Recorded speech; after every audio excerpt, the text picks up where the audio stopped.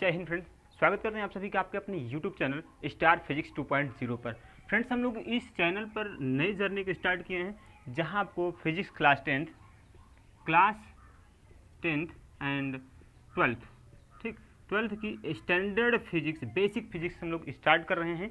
और इसके बाद दोस्तों आप वीडियो को देखिए, यदि आपको वीडियो पसंद आती है तो वीडियो को लाइक जरूर करें। तो चलिए फ्रेंड्स, हम लोग क्लास 10th में सबसे पहले बात करेंगे प्रकाश के परावर्तन तथा गोली दर्पण। चैप्टर 1 से स्टार्ट करेंगे फिजिक्स को, प्रकाश के परावर्तन तथा गोली दर्पण। तो सबसे पहले प्रकाश के परावर्तन, हम प्रकाश जानते हैं होता क्या है, ठीक, प्रकाश क्या होता है इसको देखना चाहेंगे फ्रेंड्स। देखिए, प्रकाश की सबसे पहले परिभाषा होती है कि प्रकाश एक प्रकार की वैद्युत चुंबकीय तरंग है जो कभी भी दिखता नहीं, स्वयं नहीं दिखता, बल्कि किसी वस्तु को अनुभव कराता है या दिखाता है। तो परिभाषा ये होगी हमारी, प्रकाश एक प्रकार की वैद्युत चुंबकीय तरंग है।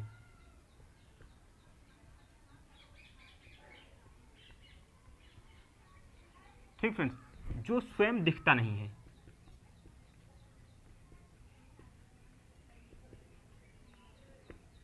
ठीक दोस्तों, प्रकाश एक प्रकार की वैद्युत चुंबकीय तरंग है जो स्वयं दिखता नहीं है बल्कि किसी वस्तु का अनुभव कराता है। देखिए, हमें कोई वस्तु कैसे दिखती है, जैसे कोई प्रकाश स्रोत है, मानते हैं ये सूर्य है, ठीक, सूर्य जी हैं, यहाँ से कोई प्रकाश किरण, चलिए देखिए यहाँ कोई वस्तु है, यहाँ से कोई प्रकाश किरण इस वस्तु पे आएगी, टकराने के बाद प्रकाश का जानते हैं प्रकाश का परावर्तन होता है, यह परावर्तित होकर हमारी आँख की रेटिना पर इस वस्तु का प्रतिबिंब बनेगा।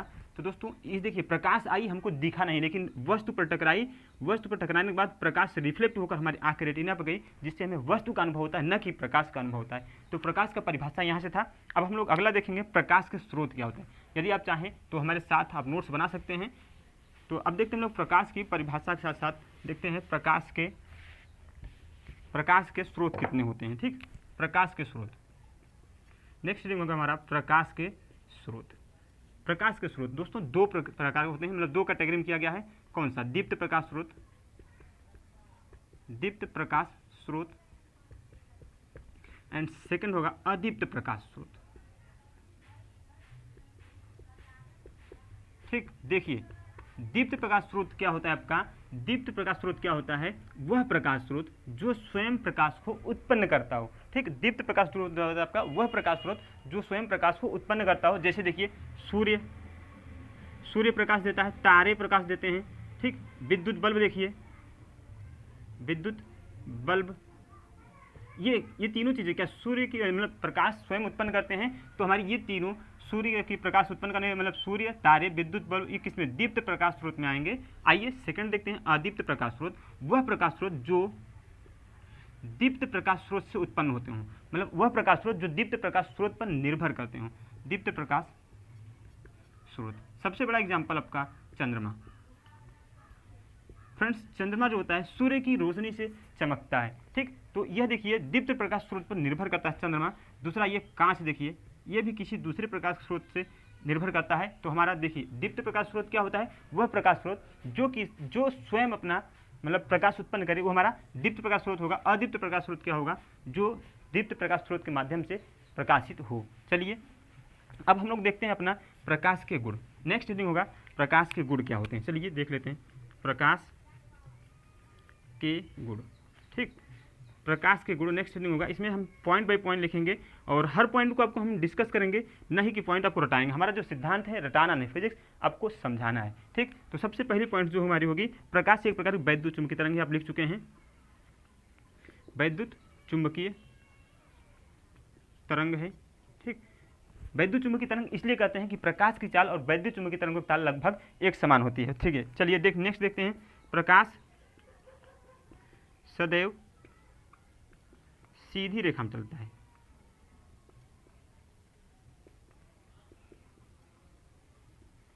देखिए फ्रेंड्स, प्रकाश सदैव सीधी रेखा में चलता है, इसका मतलब क्या है? देखिए, अगर आप कभी भी किसी के घर पर टार्च होगा, आप टार्च जला के देखेंगे तो प्रकाश जो होती है सीधी रेखा में चलती है, न कि प्रकाश की किरणें ऐसे चलती हैं। जिगजैग मोशन में प्रकाश कभी भी, किसी की घर का टार्च ऐसा नहीं होगा जो जिगजैग मोशन में लाइट दिया होगा, भाई किसी के भी सऊदीया का टार्च आएगा तब भी यही सीधी रेखा निकलेगी, किसी की ये नहीं निकल जाएगा, कहीं से भी टार्च आए उसके मतलब नहीं। भाई देखना, अगर एक चीज़ में और जोड़ते हैं, जिस तो प्रकाश की किरणें कहीं जा रही हैं, किसी परावर्तक पृष्ठ से टकराई, यहाँ से टकराने के बाद फिर से ये रिफ्लेक्ट होंगे, देखिए यहाँ सीधी थी, यहाँ रिफ्लेक्ट होंगे, सीधी चली, अर्थात प्रकाश जो है कभी भी सीधी रेखा में चलता है। आपने कभी भी टार्च जलाया होगा, सीधी रोशनी गई हो प्रकाश में, टार्च की रोशनी हमेशा सीधी जाती है। चलिए प्रकाश के नेक्स्ट प्रॉपर्टीज है, ऊपर से डस्ट करते हैं, अगर आप चाहें तो स्क्रीनशॉट ले सकते हैं। ऊपर से डस्ट करते हैं हम लोग, प्रकाश के नेक्स्ट पॉइंट्स लिखते हैं प्रकाश के प्रॉपर्टीज में।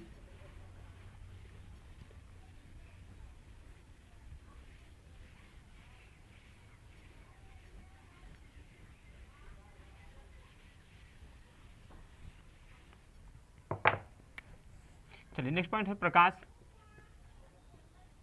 पारदर्शी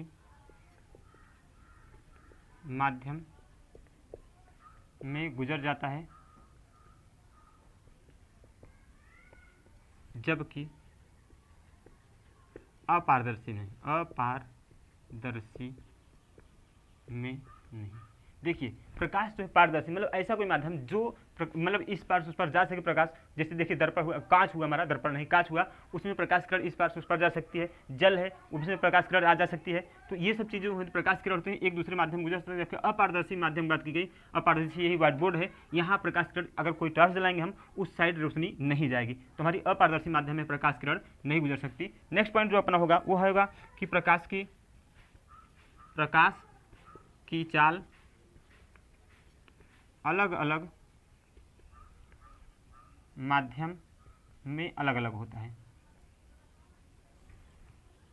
ठीक फ्रेंड्स, प्रकाश की चाल अलग अलग माध्यम में अलग अलग होता है। तब सबसे पहले हम देखते हैं प्रकाश की चाल तो दोस्तों निर्वात में सबसे अधिक होती है, आप जान लीजिए, अच्छी तरह जानते होंगे। निर्वात में सबसे अधिक चाल होती है 3 × 10⁸ मीटर प्रति सेकंड। सबसे अधिक प्रकाश की चाल कहाँ होती है?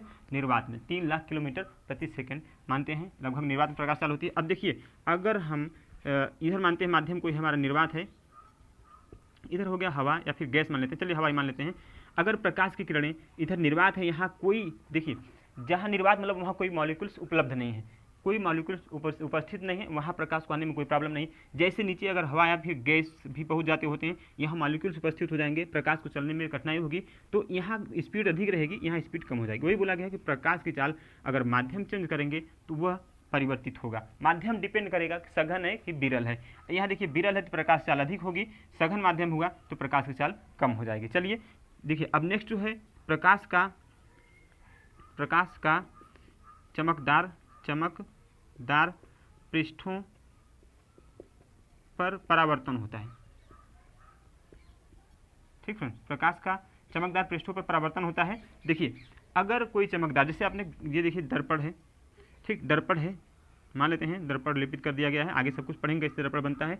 अगर इस पर हम कोई टार्च आप घर पर जला के देखिएगा, कोई टार्च दर्पण पर जलाइएगा, देखिएगा जैसे किरण जाएगी एक रिफ्लेक्टिंग किरण यहाँ से फिर से रिफ्लेक्ट होकर जाएगी। तो देखिए यही कहा गया है कि प्रकाश का चमकदार पृष्ठों पर परावर्तन होता है। आप देखिए ये जो जितना चमकदार पृष्ठ होगा, पृष्ठ जितना चमकदार होगा वह परावर्तन उतना अधिक होगा। हम कह सकते हैं कि चमकदार सतह समानुपाती परावर्तन। ठीक, जितना चमकदार सतह होगा उतना हमारा प्रकाश का परावर्तन अधिक होगा। अब हम देखते हैं अपना नेक्स्ट पॉइंट होगा प्रकाश का तरंग दैर्घ्य। प्रकाश का तरंग दैर्घ्य, ठीक देखिए प्रकाश का तरंग दैर्घ्य जो होता है फ्रेंड्स, इस समय प्रेजेंट टाइम में 4000 एंगस्ट्रॉम टू 8000 एंगस्ट्रॉम होता है। फ्रेंड्स 2012 के पहले जो बुकें थी, 2012 के पहले जो बुकें थी, ठीक 2012 के पहले बुक उसमें आपका था 3900 एंगस्ट्रॉम टू 78 एंगस्ट्रॉम, इतना 2012 के पहले बुक में थे फ्रेंड्स। लेकिन अब जो आपको ऑप्शंस होगा वो रहेगा 4000 से 8000 के बीच वेरी करेगा। तो चलिए फ्रेंड्स ये थे आपके प्रकाश के प्रॉपर्टीज थे। अब हम लोग देखते हैं प्रकाश के परावर्तन क्या होता है।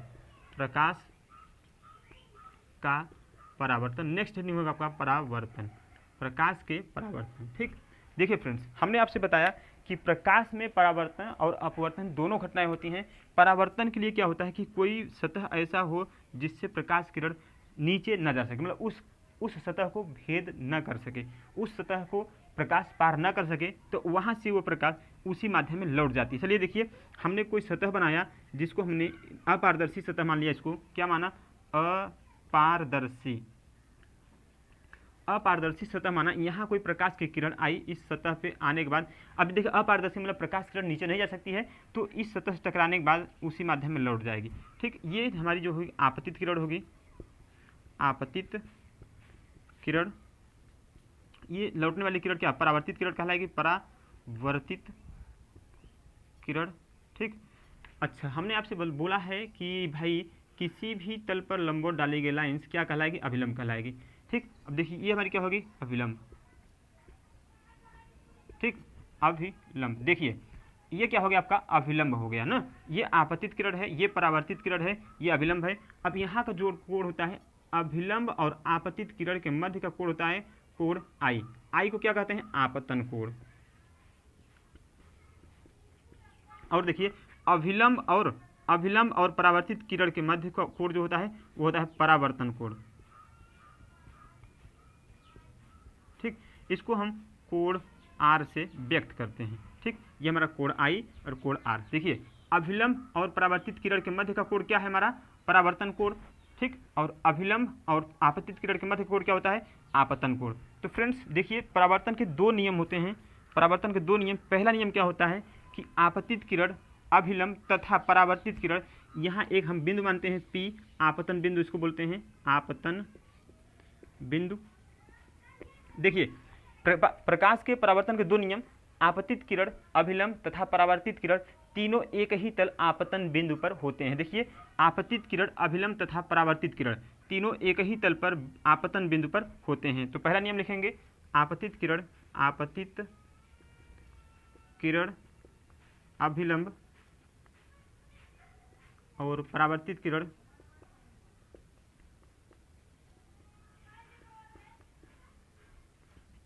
तीनों एक ही तल पर होते हैं। ठीक, ये हुआ आपका प्रकाश के परावर्तन के पहला नियम। एंड दूसरा नियम क्या होता है? देखिए ये जो कोण आई है, कोण आई और कोण आर ये आपस में बराबर होंगे। कोण आई बराबर कोण आर। देखिए इसका मतलब होता है आपतन कोण बराबर परावर्तन कोण। ठीक फ्रेंड्स, तो ये प्रकाश के परावर्तन और प्रकाश के परावर्तन के दो नियम हैं। आपतित किरण, अभिलंब और परावर्तित किरण तीनों एक ही तल पर होंगे। नेक्स्ट जो नियम है दूसरा, कोण आई बराबर कोण आर हमेशा बराबर होगा। जिस एंगल पर ये होगा वही सेम एंगल हमारा कोण आपतन कोण का भी होगा। चलिए फ्रेंड्स नेक्स्ट देखते हैं, प्रकाश के परावर्तन का नियम हो चुका है। अब हम लोग हैं प्रकाश के परावर्तन के प्रकार, कितने प्रकार के प्रकाश के परावर्तन होती है। ठीक, उसको देखते हैं। सॉरी, हम स्क्रीनशॉट के लिए आपको नहीं बोल पाए, आप लोग ध्यान दीजिए। अगर आपको वीडियो पसंद आ रहा है तो वीडियो को लाइक ज़रूर करिएगा। और हाँ, चैनल पर जो लोग नए विजिट करेंगे वो चैनल को सब्सक्राइब करिएगा। और स्क्रीनशॉट लेने के लिए आप बैक करके स्क्रीनशॉट ले लीजिएगा। नेक्स्ट टाइम से हम स्क्रीनशॉट के लिए आपको टाइम जरूर देंगे। चलिए देखते हैं प्रकाश के परावर्तन कितने प्रकार के होते हैं। प्रकाश के परावर्तन के प्रकार, प्रकाश के परावर्तन के प्रकार। देखिए फ्रेंड्स, प्रकाश के परावर्तन दो प्रकार का होता है। पहला होगा नियमित परावर्तन एंड सेकंड होगा अनियमित परावर्तन, अनियमित परावर्तन। ठीक, चलिए सबसे पहले हम नियमित परावर्तन देखते हैं। पहला होगा हमारा नियमित परावर्तन। यह क्या होता है? नियमित परावर्तन। देखिए फ्रेंड्स, नियमित परावर्तन क्या होता है कि जब कोई परावर्तक पृष्ठ हमारा उस समतल सतह हो। चलिए जैसे ये समतल सतह है, यह परावर्तक पृष्ठ है, समतल सतह है, यहाँ पे कोई प्रकाश किरण आएगी। देखिए ये आई, आने के बाद इस पृष्ठ से टकरा, ये देखिए अपारदर्शी सतह होगी हमारी, अपारदर्शी सतह होगी। इससे प्रकाश किरण टकराने के बाद फिर उसी माध्यम में लौट गई। देखिए फिर से कोई प्रकाश किरण आई, देखिए आई, टकराई, टकराने के बाद लौट गई।